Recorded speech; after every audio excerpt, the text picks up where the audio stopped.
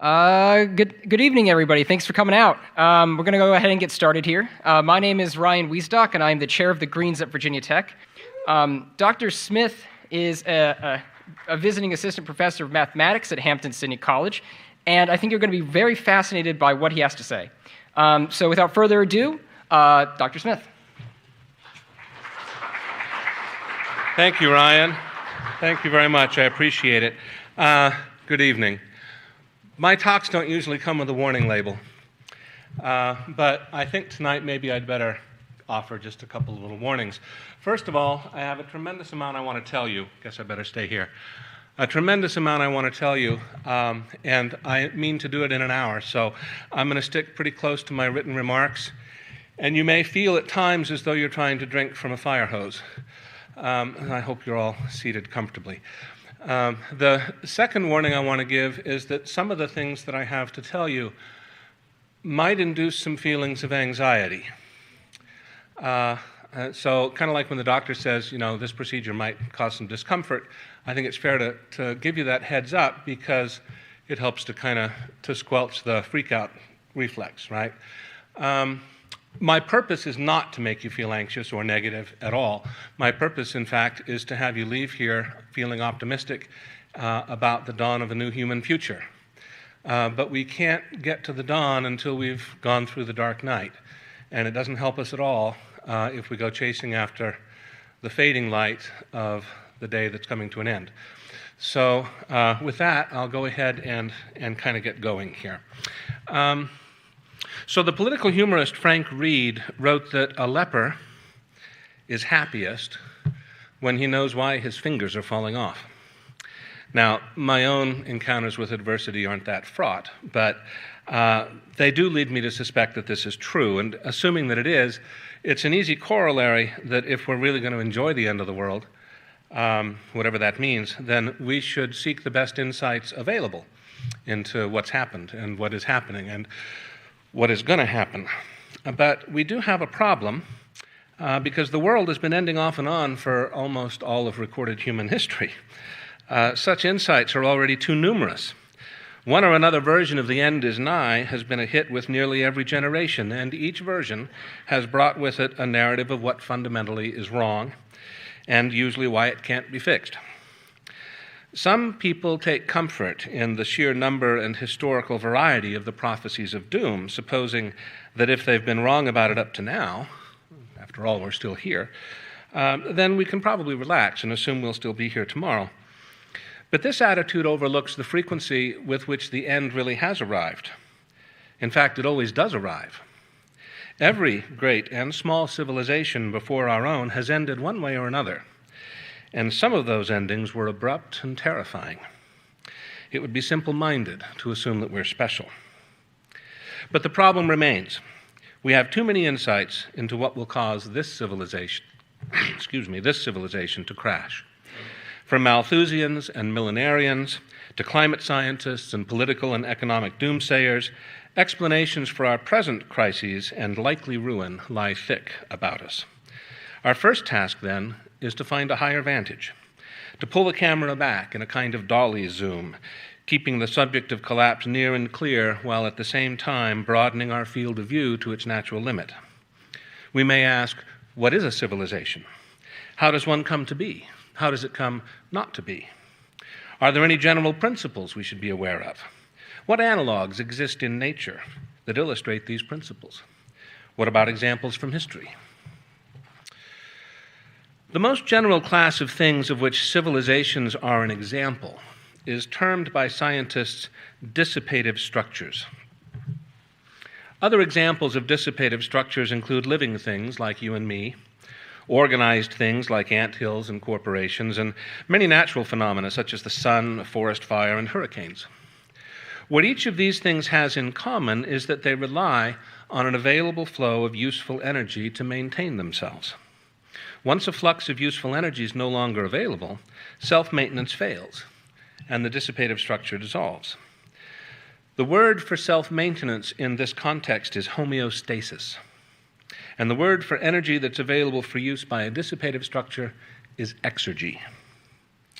For instance, when a fire is sparked in the presence of a fuel source, the fire will grow until it is consuming the fuel as quickly as it can, and it will continue to burn until the fuel is exhausted.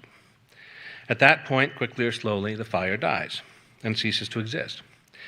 The energy that was contained in the fuel still exists, but it's no longer exergy.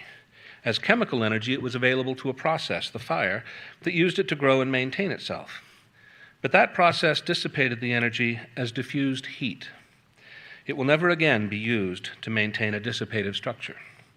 The energy remains, but the exergy is gone. One can view the entire universe as a dissipative structure. In the beginning was the Big Bang, an explosive emergence of pure exergy that created time and space and all the stuff. Over the last 14 or so billion years, the exergy has been gradually dissipating as the universe expands and cools. Eventually, it is believed, it will end in heat death, a state in which there remains no exergy at all. The feature that is perhaps most characteristic of dissipative structures, including the universe itself, is their complexity. Complexity is a puzzling phenomenon. At least it puzzled me, and it often still does, in part because it appears to violate the laws of physics. In particular, the second law of thermodynamics states that in a closed system, entropy always increases. This principle says that order is never spontaneously produced from disorder. You can shatter the glass, but you can't unshatter it. You can't unburn the fuel, unwither the flower, unscatter the dandelion seeds. Once Humpty Dumpty falls, there's no putting him back together. But complexity, which is an apparent increase in order, arises spontaneously within dissipative structures. How can this be? It's because of rules. That is, it's owing to the fact that energy can only flow in accordance with rules. In purely physical processes like a burning fire, the rules are those of physics and chemistry, what are called physical laws. But any dissipative structure is the same in this respect. It dissipates energy from exergy into heat, and it does so in a manner that conforms to the laws that govern its nature. Rules give us complexity. In 1970, mathematician John Conway introduced what he called his game of life. It had nothing to do with the Milton Bradley game of the same name. This was an example of a type of mathematical model called cellular automata. It consists of a board laid out on a square grid. One is to imagine that this grid extends indefinitely far in all directions. The squares are called cells, and they may be either empty or colored in. In the simplest version, there's only one color, and a cell that is colored is said to be alive, and one that is empty is said to be dead. The rules are simple. If a dead cell has exactly 3 live neighbors among its 8 adjacent squares, then it comes alive in the next turn. A live cell with 2 or 3 neighbors stays alive. A live cell with more than 3 or fewer than 2 neighbors dies. In the example shown up here is a pattern that repeats itself every 4 turns, but which shifts down and to the right as it does so. This is called a walker, because it just kind of moves along across the thing over and over and over, repeating the same pattern. A pattern like this in Conway's game of life is a dissipative structure. In order for cells to change at each turn, calculations must be made and the board updated. This costs exergy. In the case of this particular example, it's in the form of electricity flowing through circuits. No electricity, no game. But the reason it's interesting for this discussion is because it illustrates beautifully how complexity arises in dissipative structures. Start off any board with a few randomly colored squares and let it run. And there's no knowing what you might end up with. Most of the time, it doesn't do much.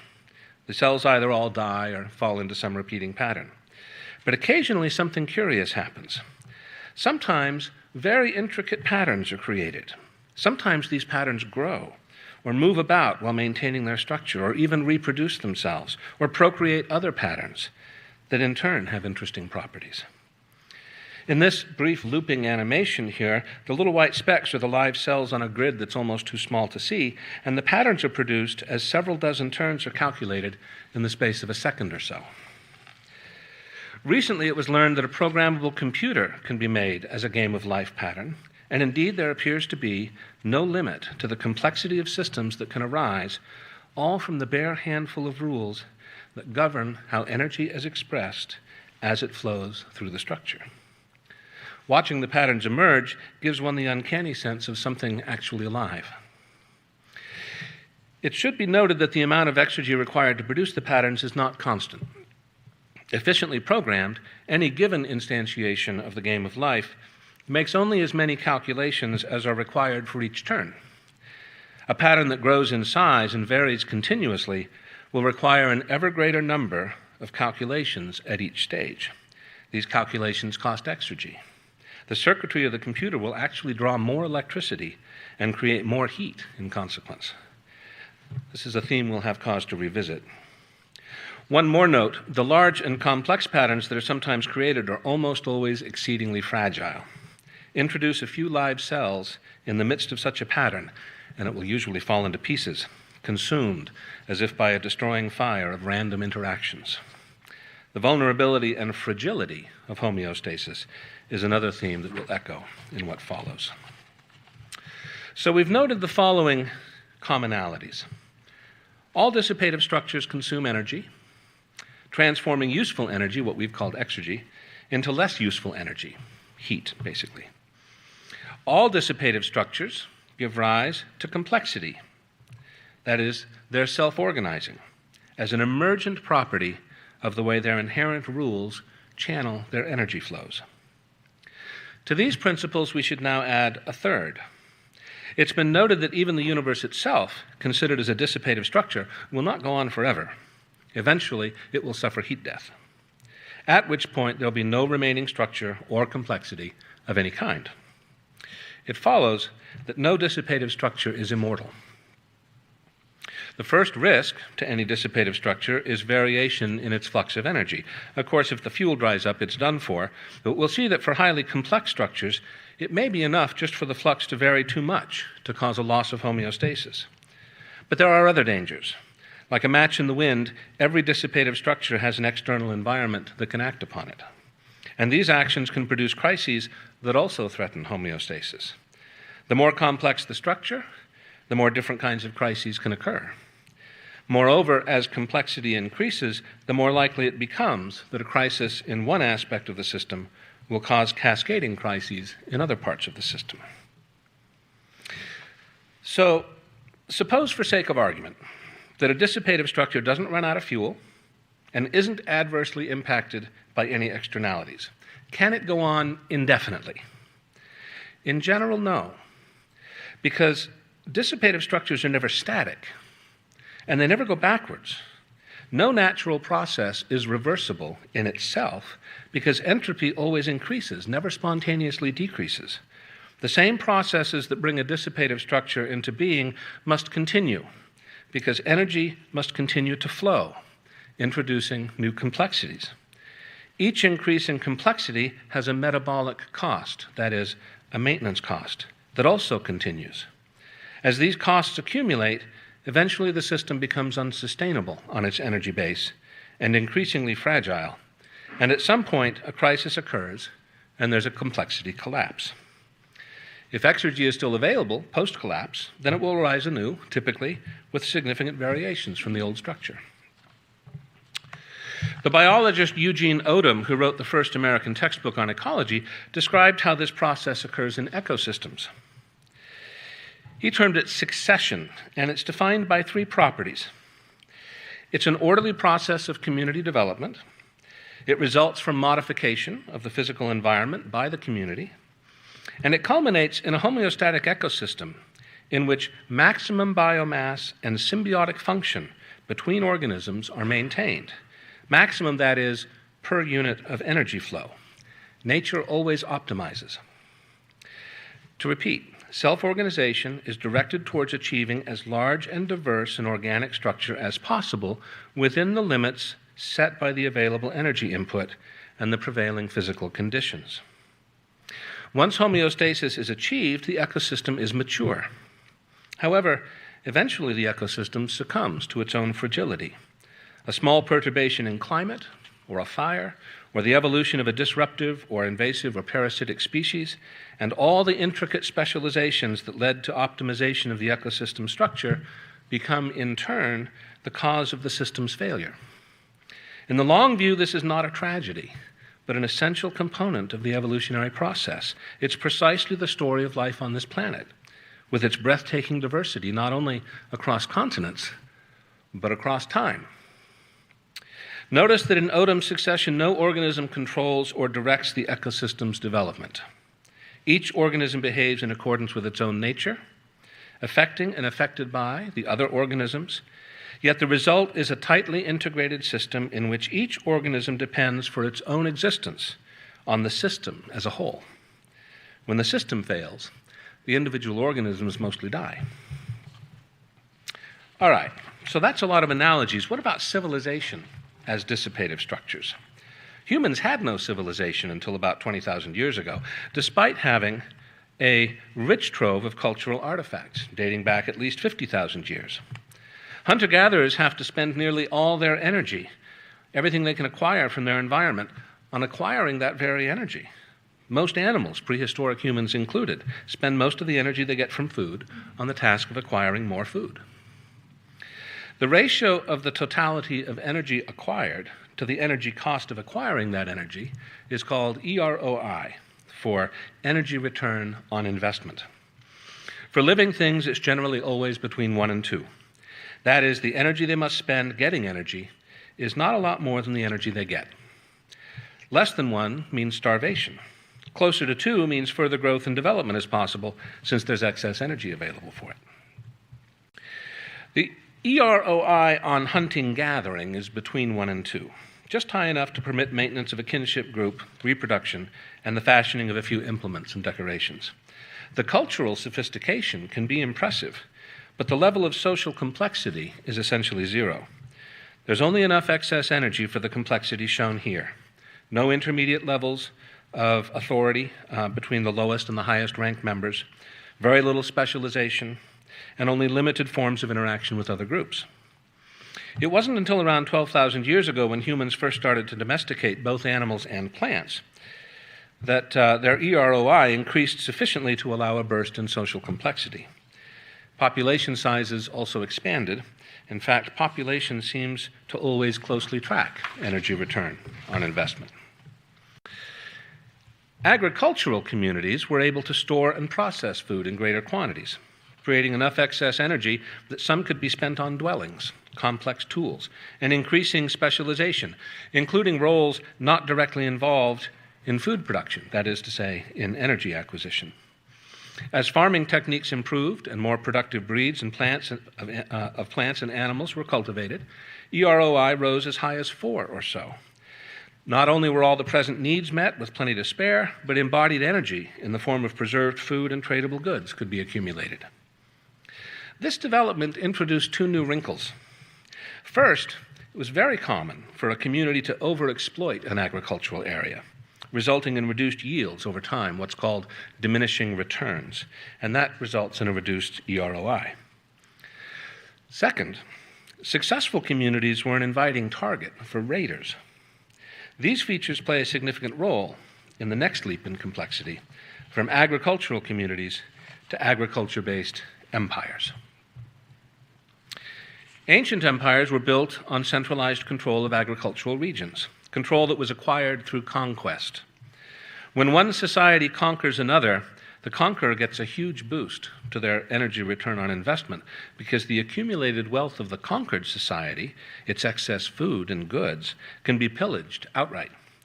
And if the conquered remain conquered, they can be taxed. In this way, the ancient empires often grew quite large, and some lasted for many centuries or more. With their excess energy, empires grew socially very complex, with administrative, military, religious, and economic sectors, each with its own hierarchies and technicians. The number of intermediaries between the lowest and highest ranked members of society was large, and the number of social roles exploded. In addition to trading and war, relations between societies could be diplomatic and involve cultural exchange. However, every ancient empire suffered a similar fate. Once the surrounding societies are conquered and pillaged, they have to be administered and garrisoned. That soaks up a lot of excess energy. Each new campaign stretches lines of supply and control farther than before. Diminishing returns set in, and the EROI declines.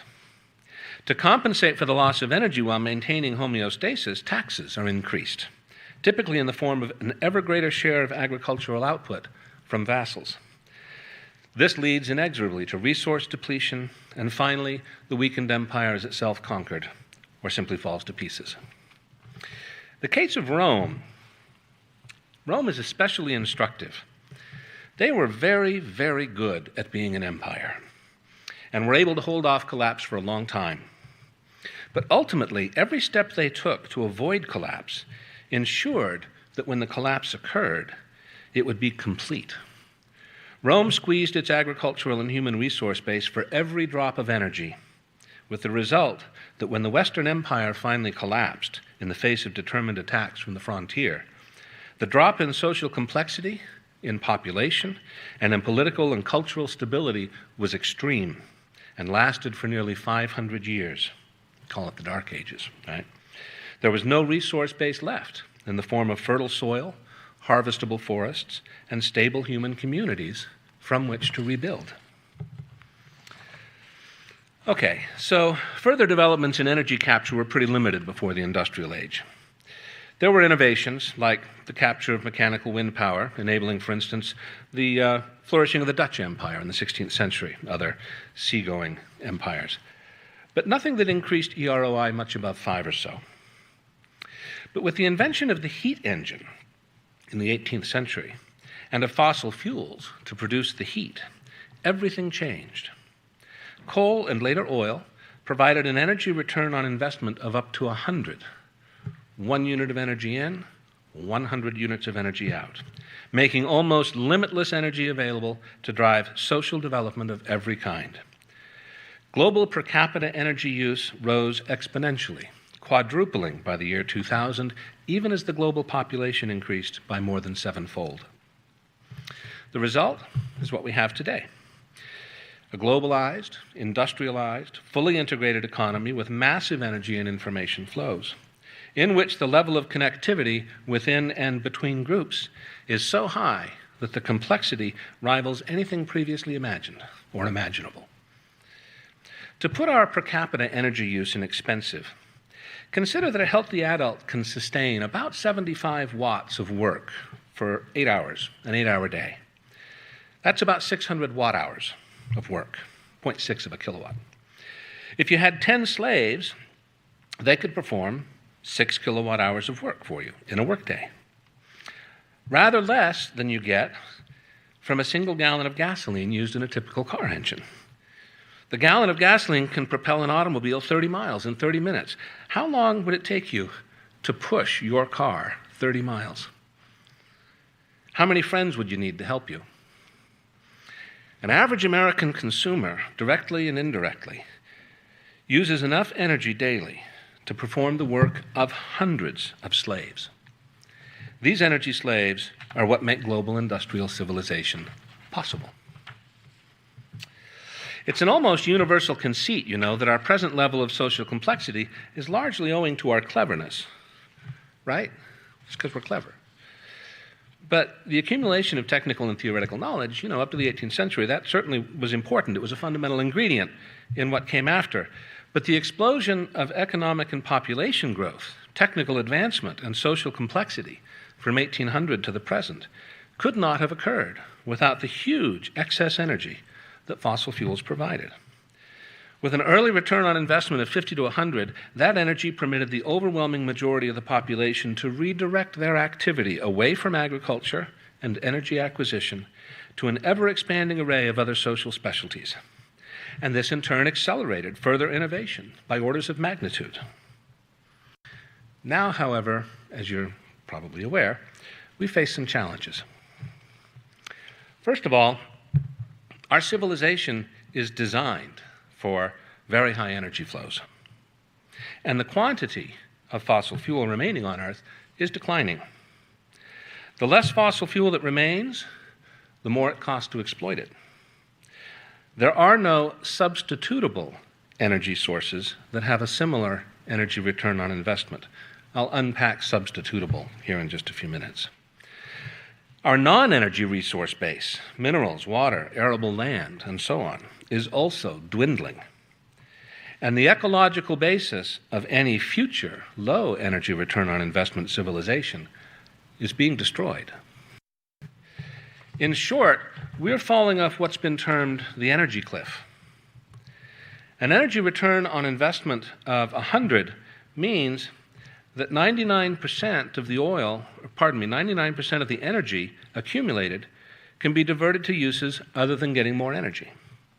An ROI of 20 means that 95% is available for use, so there isn't much practical difference between an energy return on investment of 100 and an ROI of 20.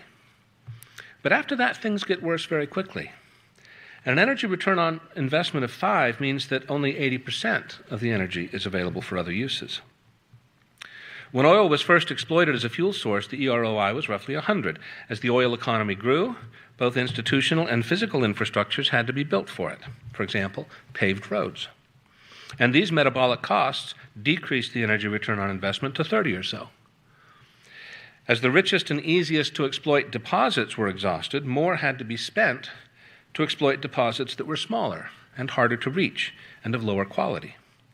By the start of the 21st century, the average energy return on investment, it's hard to say that over and over, isn't it, of conventional oil had dropped to 20. And the energy return on investment of newly exploited deposits of conventional oil is now 10 or less. Wind and solar are now competitive with oil at the point of generation. But if the electricity they produce has to be stored, the ROI drops to barely more than 1. Unconventional oil sources have an ROI of no more than 5, possibly much less, and the pace of diminishing returns is much quicker for those than with conventional oil. Biomass has turned out to be a bust from an ROI perspective, and agricultural land is becoming far too precious to waste on it. The difference between an ROI of 20 and one of 5 is more significant than it might appear. Established economies have a metabolic cost. Existing infrastructure has to be serviced and replaced. Existing institutions have to be funded. Existing populations have to be fed and clothed and housed and transported. A decline of 5% can mean the difference between meeting these costs with enough left over for further development or not meeting these costs, which means the civilization must cannibalize its reserves, and fragility and eventually collapse ensues. So how might we avoid falling off the energy cliff? So here are some ideas that people have, right? We could just start exploiting the existing energy resources at a faster rate, right? Because, if you're only getting 80% back, then exploit that much more to make up the difference. You could try to use the existing resources more efficiently. Or maybe you can make the existing economic and social orders less energy intensive, so they need less energy. And of course, you want to try to find new energy sources to replace the existing ones. Unfortunately, what we're going to see here is that none of these options is actually available. Consider exploiting fossil energy at a faster rate. So, conventional oil and gas production peaked globally about 10 years ago. In the United States, it peaked about 40 years ago. And it can't be economically increased because the cost of expanding the drilling and refining infrastructure to increase throughput can never be recovered by the value of the remaining oil. We could increase coal, but only at severe environmental cost, even before climate change is considered. And that supply, too, will peak before very long. Shale oil recovered through fracking already has too low an ROI to make it profitable to extract. This is kind of an open secret in the financial press. I don't know if you've been following, but there's a $250 billion investment in oil shale and gas fracking that these pipelines are being built for. None of these companies has ever made any money. It's this huge debt bubble. Anyway, and they have a devastating ecological cost, of course. Continuing to release greenhouse gases at our present rate, let alone an accelerating rate, puts the planet on track to cross climate tipping points, possibly within a decade. that will probably result in near-term global extinction of most life, including us. And carbon capture and sequestration technology and so-called negative emissions technologies, not only are they unproven, but they'll reduce the energy return on investment to 1 or less if we implement them on a wide scale. Okay, what about increasing efficiency? Well, we've already dramatically increased efficiency, right? Buildings are better insulated, lighting and other appliances are more efficient. We're all switching to LEDs. Gas and diesel engines are much more efficient. I have a truck, it gets 20 miles per gallon on the highway. Don't worry, I don't drive it much. But the one that I had, or I should say that my dad had many years ago, that got 12 miles to the gallon, so that's a big improvement. But for every efficiency introduced, the rate of consumption has increased, not decreased. This is called the Jevons paradox, and it's an observable feature of natural economies. In the absence of forced rationing, efficiency always increases rather than decreases the rate of consumption. Also, increasing efficiency requires the development of new technologies, new kinds of motors and devices, new lighting technologies, and so on. New technologies require research and prototyping and then capitalization in the marketplace, and each of these steps demands an energy budget. And there are diminishing returns on innovation, so that each new increment of technical progress requires more energy on average than the ones that came before. And the rate of increase is exponential. I mean, think about the inventors in the early 20th century, Edison and Tesla and so on and so forth. They were grabbing the low-hanging fruit, right? If you look at the, back in the record, this is something that Tainter did when he did his business on the collapse of complex societies. Look back in the patent office records, and you'll see that there were a lot of patents given to individual inventors, individual researchers. That almost never happens anymore because those easy-to-get innovations have been gotten.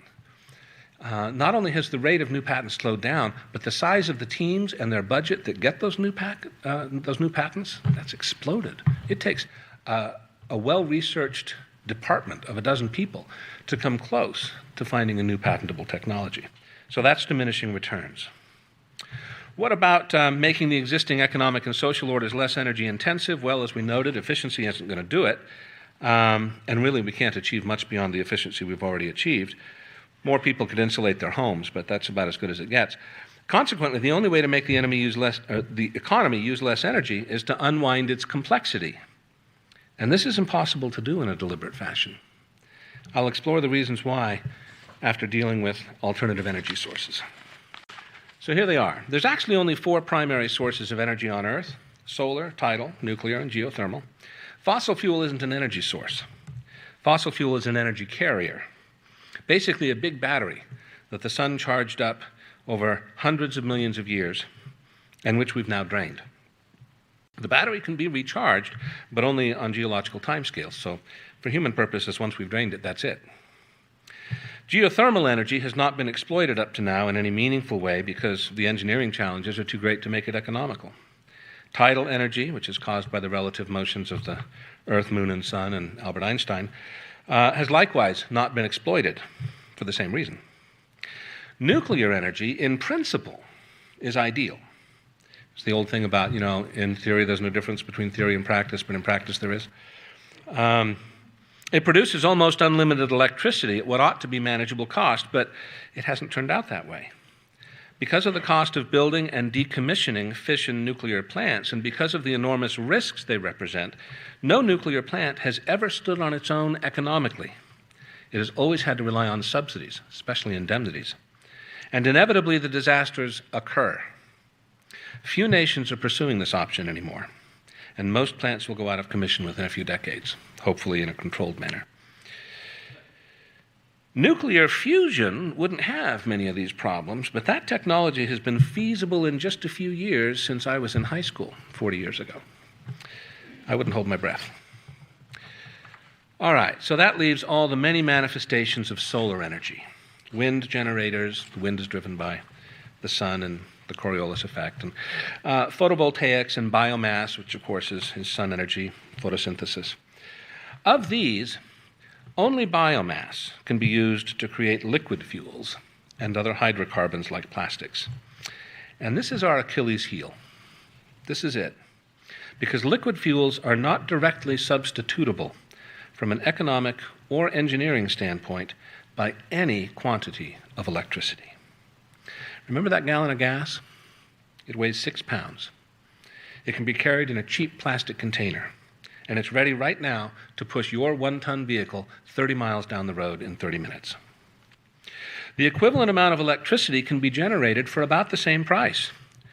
But by the time it's gotten into your vehicle and made ready for use, its cost has increased significantly.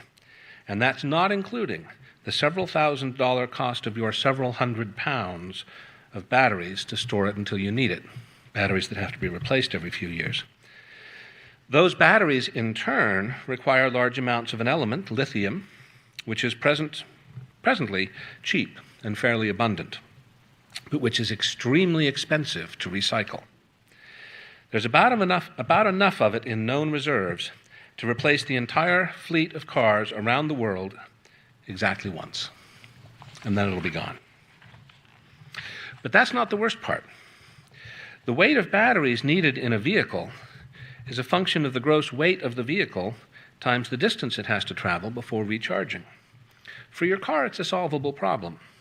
For freight, the problem is not tractable for long distances, because the further freight has to be carried, the heavier the batteries that have to be carried along with it, which leaves less and less room for the freight.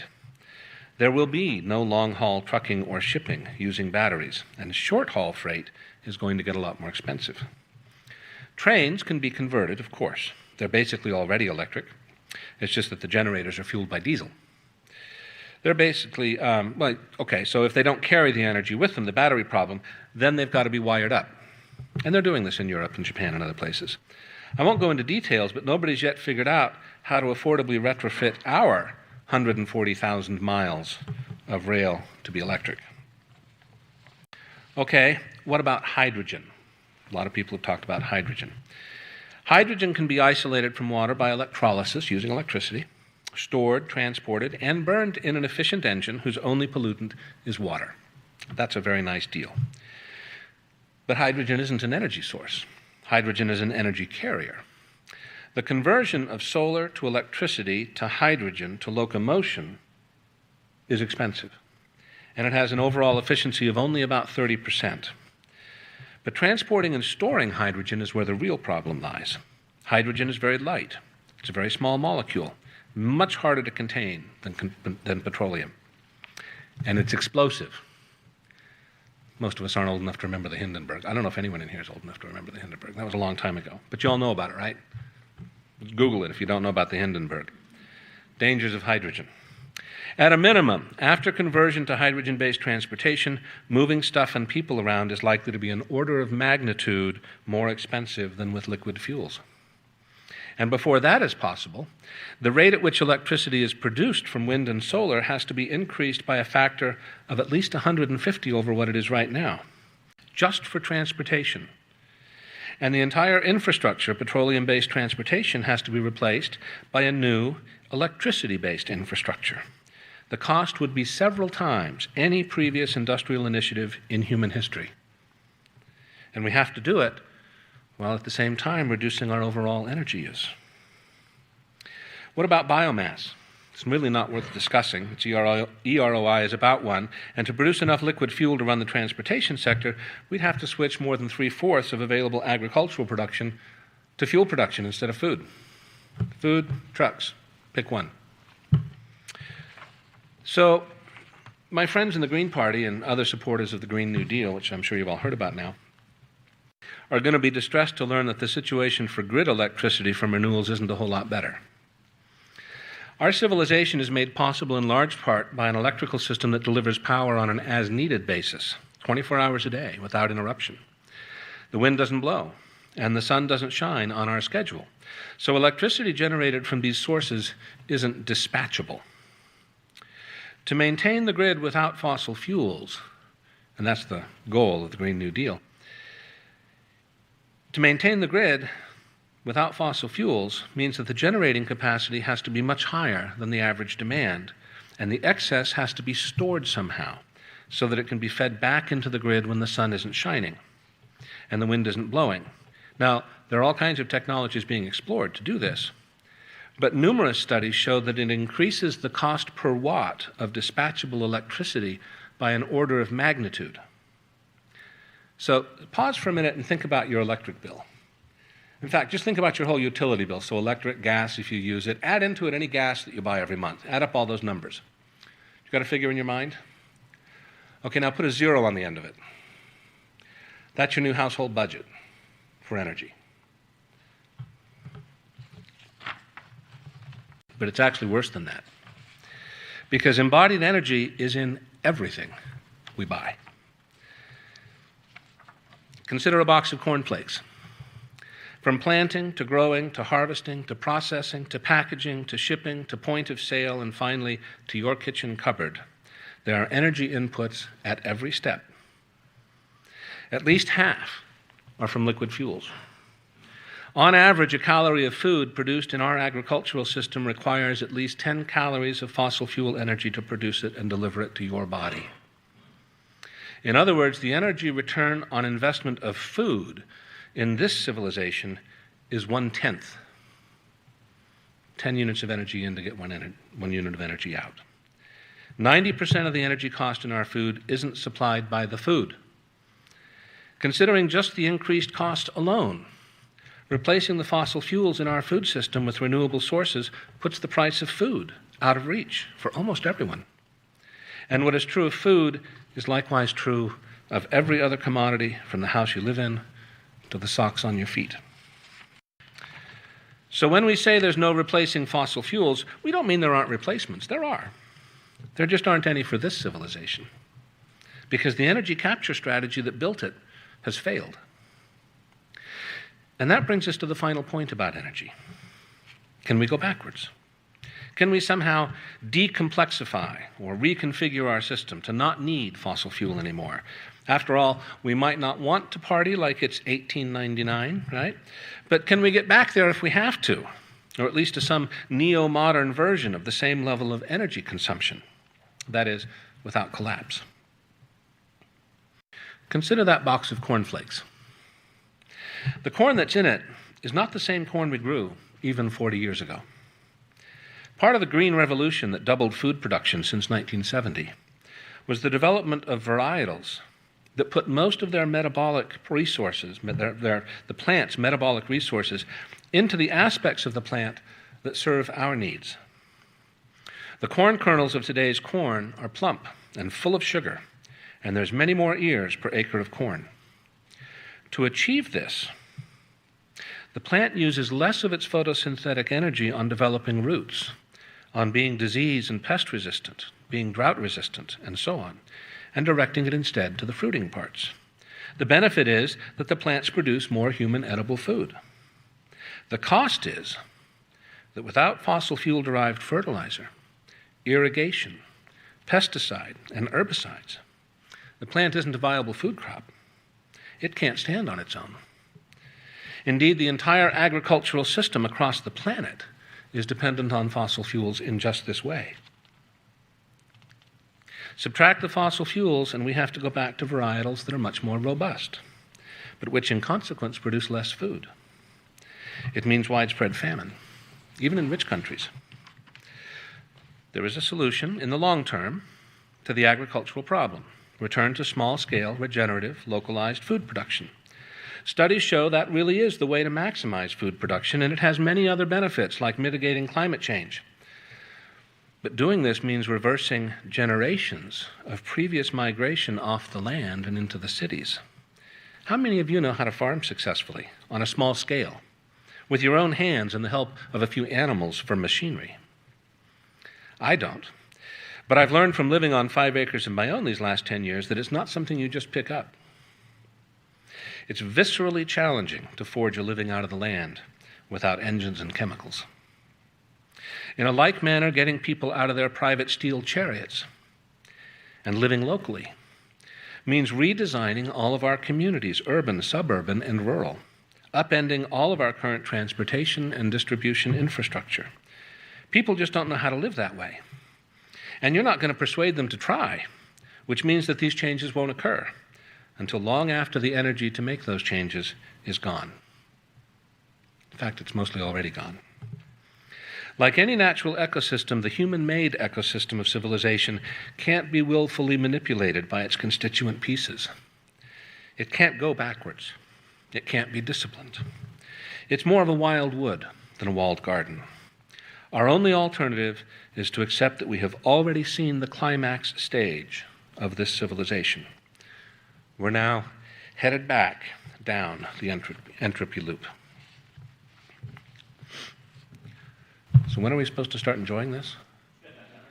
I did promise, right? All right. Well, a person at this point might reasonably ask two things. First, how do we know collapse is really going to happen? I mean, after all, lots of theorizing here, but Dr. Smith, do you really have any evidence of collapse? And secondly, when do you think it's going to happen? Well, these are two questions with one answer. The answer to both questions is the collapse is already underway. And the evidence that this is so is conclusive. Before we examine that evidence, though, we need to stop for a minute and untangle a misconception. We generally use the word economy equivocally to refer to two things as if they were the same thing. These two things are the material economy, what is sometimes called the real economy, on the one hand, and the financial economy on the other hand. The material economy is the production, movement, and use of energy. The energy can be, so to speak, raw in the form of electricity or fuel, but it's also embodied energy in the form of extracted raw materials, processed feedstocks like iron or lumber, agricultural products, machinery, finished goods, and so on. The financial economy is the system of accounting that is used to track and facilitate the materials economy. In an economy that's in balance with its energy flows, the financial economy closely parallels the real economy, and it provides essential services. These include a standardized medium of exchange, mitigation of risk, rational pricing, and so on. One essential service, especially for a growing economy, is capitalization, the provision of excess resources to lay the foundation for increased flows of energy in the real economy. For example, building a new factory, or new roads, or other infrastructure to make growth possible. When complex civilizations collapse, a universal symptom is the financialization of growth. The energy basis of the real economy is in decline and can no longer support growth. Capitalization, what's called liquidity, is still being provisioned by the financial system, but it doesn't translate into real growth. Disparity in financial wealth widens as incomes that depend on the real economy start to shrink in real terms. At the same time, incomes from the financial sector increase exponentially. As speculative bubbles are created and then burst, a ratchet effect ensues in which the wealth disparity grows almost without bound. And I think you can see that that is exactly what is happening. Since 2008, it's interesting, it's widely reported, incomes have actually declined for 90% of Americans. The value of the stock market has tripled. What does that tell you? There's a big disconnect somewhere.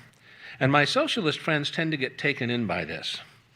They look at the Bill Gateses and the Koch brothers and the Jeff Bezoses of the world, and they think that if only they weren't stealing it all, there'd be enough for everybody.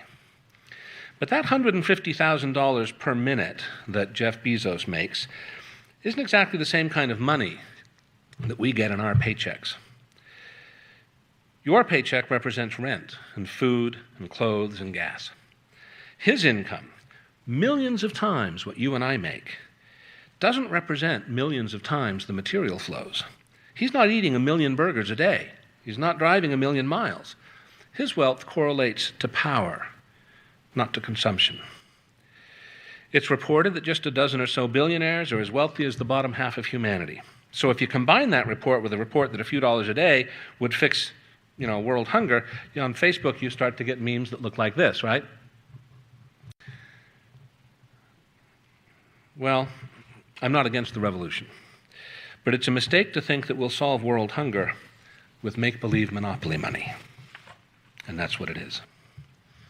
In real terms, the economies of wealthy countries all went into permanent decline between 1970 and 1990, and the decline is accelerating. During this period, the so-called emerging economies, such as China and India, fueled very rapid growth on the basis of massive exploitation of coal and on demand for manufactured goods from the developed world, who used financialization to increase consumer demand, borrowing, even as their own productive capacity was shrinking.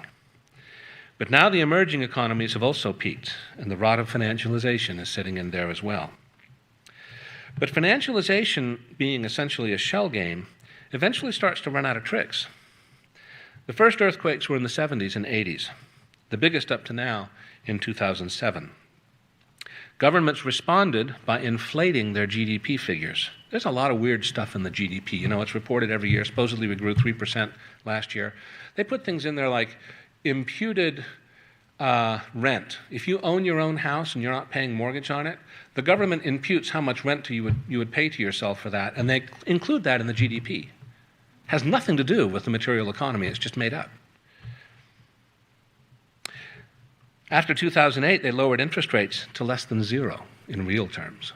In other words, giving away money for free to banks to lend out. This has kept the financial economy on life support by exploding both public and private debt, debt that represents claims on future production that can never be realized by a shrinking real economy. The obligations that total debt in the United States represents, including household debt, got ahead of myself there. I'll come to that. Including household debt, mortgage debt, student debt, government debt, and such obligations as Social Security and Medicare, all of those together now represent nearly 400% of reported gross domestic product per year, and an even higher multiple of the gross domestic product in the materials economy. Okay, so how many of you have played Jenga? Fun game, right? For those of you who haven't, right, you have this stack of wooden blocks, and you pull pieces out from the bottom and stick them on top.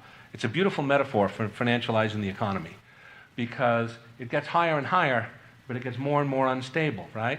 And as you're watching it, you know, as it starts to go back and forth a little bit, and with each new turn, you're just certain it's going to fall, and then it doesn't, and then finally it does, and there's like this sense of relief, right? So that's kind of our metaphor here. When the deleveraging of the financial economy hits and the final collapse ensues, those of us who've thought about it are going to breathe a huge sigh of relief, just like the Jenga stack coming down. And the sooner it happens, the greater will be our celebration. Because what if it didn't happen? In a talk I gave here last year, I gave a detailed summary of our impact on the planet. And in the years since, we've learned things that make that summary seem almost optimistic compared to what I'd be telling you if I gave the same talk today. The ecosystem is collapsing. Fisheries, insects, land vertebrates, all these populations are declining at a rapidly accelerating rate. Populations of vertebrates have declined 60% on average since 1970. I mean, that's instantaneous in evolutionary terms. Insect populations have declined by at least 45%. Again, not a steady rate of loss, but accelerating. Pollinators going extinct. Without a functioning ecosystem, there's no physical basis for any level of human civilization. Mineral and water resources are being depleted, again, at an increasing rate. Water stress will soon become extreme in the most populated parts of the world. A third of agricultural land around the world is acutely degraded by industrialized agriculture. At this rate, all of it will be lost before the end of the century. Essential industrial metals will become unavailable, and fossil fuels inaccessible in meaningful quantities at any price. All of which would spell the end of civilization even without climate change. But the science is now crystal clear. We've got at best 10 years to wean ourselves off fossil fuels, or we'll see at least 4 degrees centigrade of additional warming, possibly as soon as 2040, certainly by 2080, with no means whatever to bring the climate back into equilibrium. All that geoengineering stuff, fantasy. It's now generally believed by that point feedback loops will kick in, driving temperatures as much as 10 degrees higher centigrade, no matter what we do. God alone knows if the biosphere will live or die in the aftermath of that event.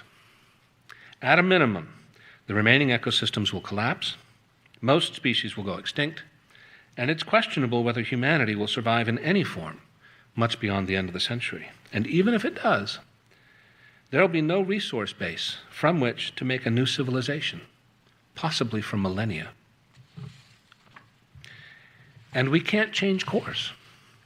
Knowing full well the consequences, the human system lurches on, helplessly, steadily increasing year by year the release of greenhouse gases into the climate system. If this civilization were to continue another 20 years, it would mean omnicide. It's fortunate indeed that it cannot. So the first task in learning how to enjoy the end of the world is dispensing with delusory hopes. I hope I've helped with that. Neither technology, nor renewable energy, nor political revolution are going to stay this civilization's complexity collapse. Understanding that is step one. Step two is to avoid latching on to predictions of how collapse will play out in the short term. Like the wavering tower in Jenga, you can know for certain it's about to fall, but you can never know beforehand the precise moment or in what direction the tower will tumble. The present human system is much, much too chaotic for those kinds of predictions to be of any use. It must be acknowledged that there are worse outcomes than collapse. The risk of global war, and the use, even if only regionally, of nuclear weapons, is always with us. And it's a risk that will, at least for a time, increase sharply as the collapse unfolds. If that happens, the outcome is no longer collapse, but apocalypse. That outcome is outside the scope of my talk. Regarding collapse, we can certainly identify some eventualities and risks. As a species, by the way, I really like this picture. I think that's supposed to be Manhattan. Just imagine if everybody left Manhattan, in 40 years, what would it look like? Something like that. As a species, we are massively an overshoot of our environment. One thing collapse will necessarily entail is a curtailment of our numbers. How this will come about is not predictable. But we know that if nothing else does it, famine will. And this is not just a risk for the densely populated global south. A study by Cornell University a few years ago found that the agricultural base of New York State, assuming it were optimally farmed, could only feed 21% of its present population. Other possibilities are severe social unrest leading to civil conflicts or interstate wars. As social systems collapse, old epidemics can resurface. For some examples of the kinds of stresses we could see and how they unfold through time, look to the recent history of Syria or the present history of Venezuela. War zone is probably a pretty good analog for the near-term aftermath of a rapid complexity collapse. So, to achieve our goal of enjoying the end of the world, we need a new way of thinking and a new way of being. I really like this meme. The people who come through to the other side and build the new human future will not be the preppers with their bunkers and their ammo boxes. And it will not be the super rich with their $1 million guarded and gated palaces tucked into remote corners of the world. Those people are going to learn a hard lesson. The goal here is not just to survive and make something out of the ruins. That would suck. Our aim is to look towards the human horizon with our shoulders squared, a glint in our eye, and a smile on our lips, ready to build something better than we've left behind. This is not a fantasy. This is how the cycle works. The ecologist C.S. Halling formulated what is called the adaptive cycle of ecosystems. Systems don't just evolve to an optimized and maximized level of complexity and stay there. There's a cycle of creation, destruction, and renewal. Each of these is necessary to the development of life. As dissipative systems grow and become more complex, they also become less adaptable. In the homeostatic climax stage, the embodied energy of the system is rigid, locked in place, unavailable for adaptation and change. When a crisis induces collapse, that embodied energy becomes liquid, available for new patterns of organization, which in turn self-organize and optimize, but in new ways. Think of a giant tree that dominates a patch of forest. When it dies and falls, it opens a space for sunlight to once more penetrate the canopy. And the massive store of nutrients and carbon it had locked up is released for new organisms to use as they harness the newly available sunlight. Similarly, the fall of Rome was not just a loss, but an opportunity that eventually issued forth in a new and patently better civilization. The Dark Ages gave birth to the High Middle Ages, which invented the institutions of the modern world: representative democracy, banking, the university system, and so on. That red star in that image back there, that's the "you are here" marker for humanity. The release phase has begun and is about to send us shooting back down the back loop of the cycle.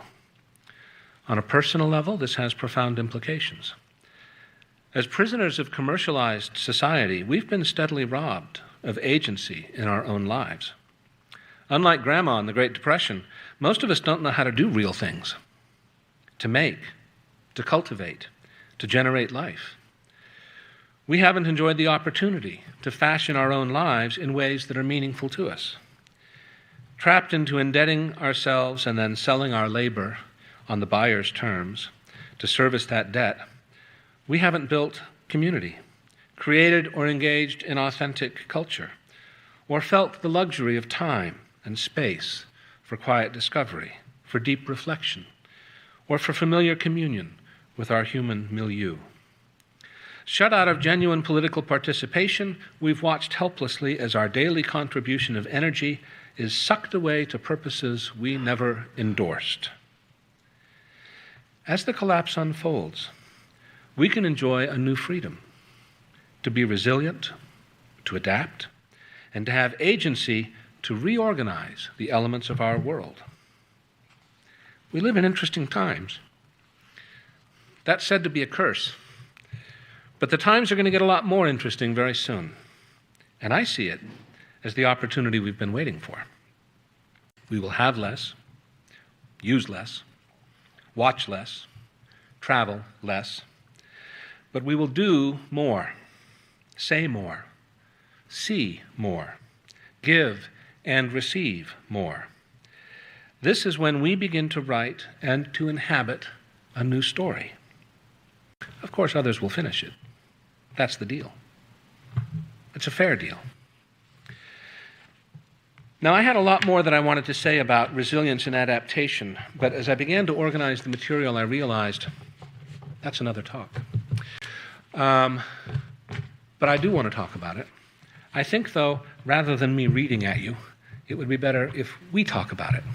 So after I close my remarks here in a second, I hope that we can engage in some conversation, maybe ask some questions, explore some concerns and details, and help come together around the idea that the future is something that we have to face bravely, but doing so will bring us great rewards.